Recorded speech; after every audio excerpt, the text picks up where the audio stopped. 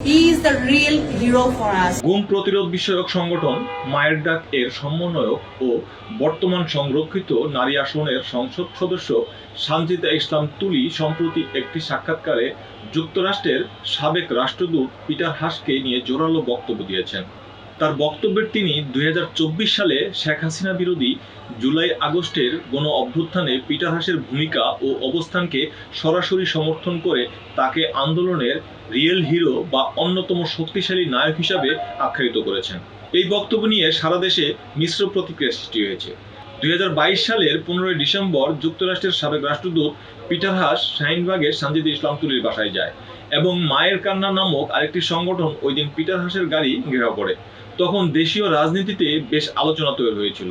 সম্প্রতি তুলি তার বক্তব্যে বলেন, This Peter Haas, which was Honorable Ambassador, ex-ambassador, he is the real hero for us, and he should know. You should see this victory. You should see now what we are doing, how this government fall, and then we are looking for. We can look for my brother, and we can look for justice. So these days he's the strongest hero, I must say.